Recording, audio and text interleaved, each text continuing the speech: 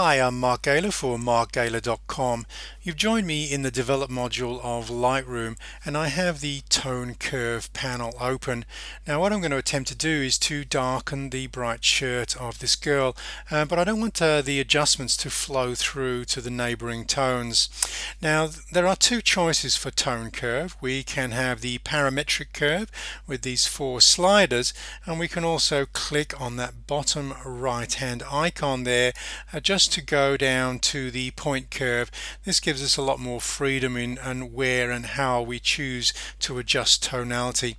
I'll start by going back to the parametric curve, however, and show you that if I grab the highlight slider and take that all of the way to the left, you will notice that there's some negative impact to the skin tones and also to the fabric that the girl is lying on.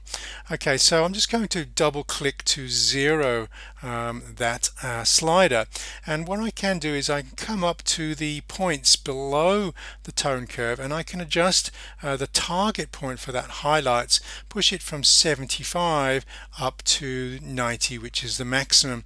Now if I grab the highlight slider, you'll see that we're limiting some of the adjustments just to the brightest tones. However, I'm still not quite happy with this. We're still getting a knock-on effect to some of the neighboring tones. So again, I'll just double click to zero that, and I'll see if I can achieve this in the main point curve here. We can just click directly onto the point curve and move those points like so. Okay, I'll just Command or Control Z just to return that. Alternatively, we can come and click on this little targeted adjustment tool here, and then we can come and over to the tones that I'm wanting to adjust and pull that down.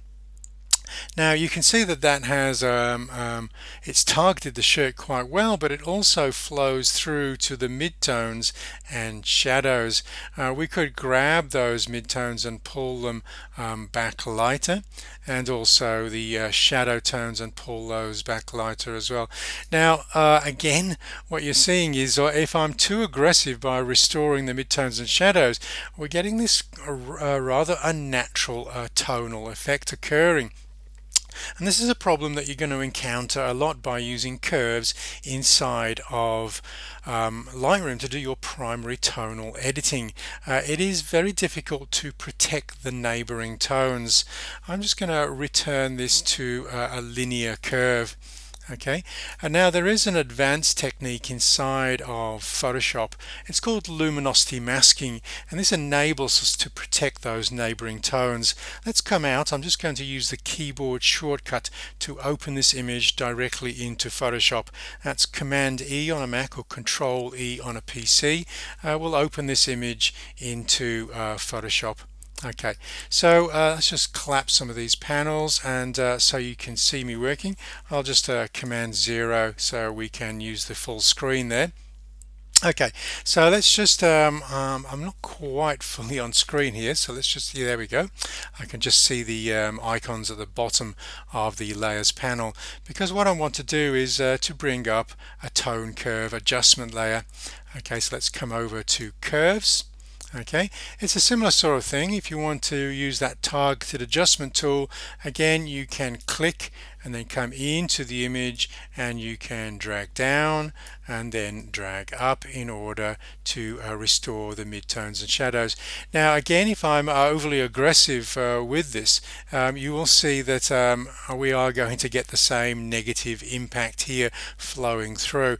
Basically it's no better than having done the curves inside of Lightroom. Let's throw away that tone curve. I'll just hit the delete key and show you some basic luminosity masking. I'm going to come over to the channels panel. I'm going to hold down the Command key on a Mac or the Control key on a PC and click on that RGB view. This is going to load some luminance values as a selection. I can now come over to the layers panel, and now if I come in and choose a curves adjustment layer, it's going to create this luminosity mask.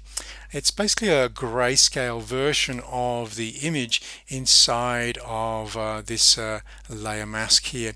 Now if you know a little bit about masking, anything that is dark is going to be protected from the full effects of this adjustment layer. Anything that is bright is going to be exposed to those full adjustments. Okay, so now if I go back to that curve and pull this down, you'll see the shadows are indeed protected just by this rather unusual histogram in here. And if I pull that down, you'll see that some of the darker tones are indeed protected. There's still a little bit of a flow through. And you'll also notice that the saturation values are changing as well. I can control the saturation values and make sure they don't change just by adjusting the blend mode of this curves layer from normal into luminosity, and this will make sure that we are protecting some of the color values as we adjust the curve there. Okay, we can also go into this layer mask.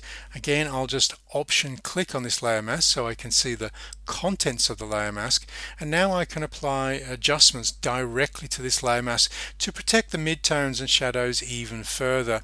I'm just going to come up to the image adjustments menu. I have to get the adjustments from here because we're actually adjusting the tonality of the layer mask, not the image, so we don't have access to adjustment layers anymore.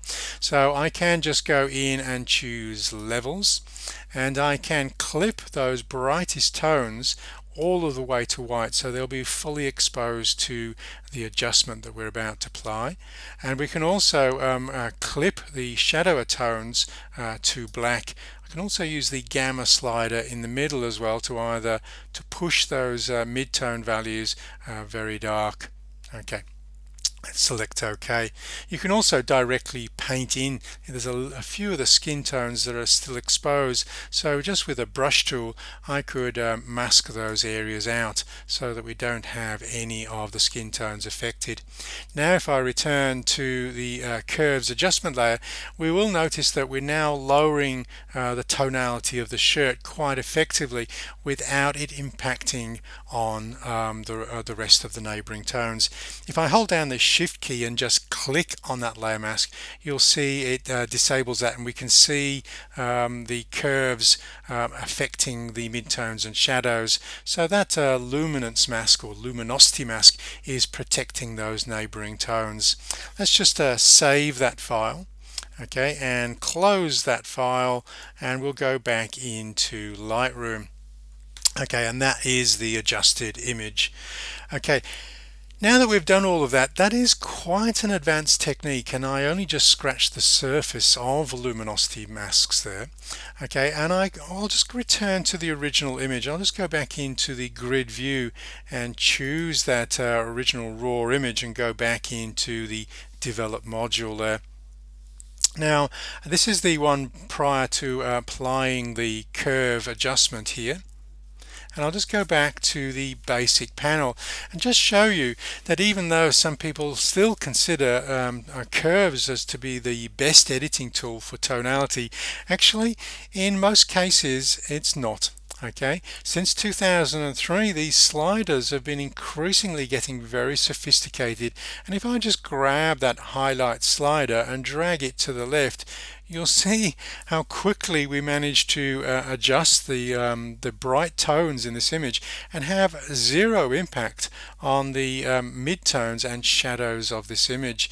And so probably my best advice is, if you don't want to get into that long workflow of luminosity masking, maybe you don't need to do that at all.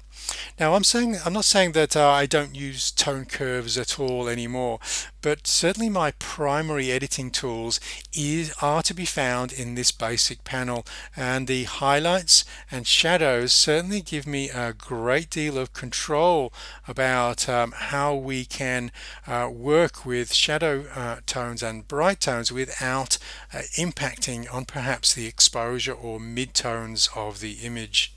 Okay, so if you found that information remotely useful, just thumbs up below. I'm Mark Gaylor for markgaylor.com.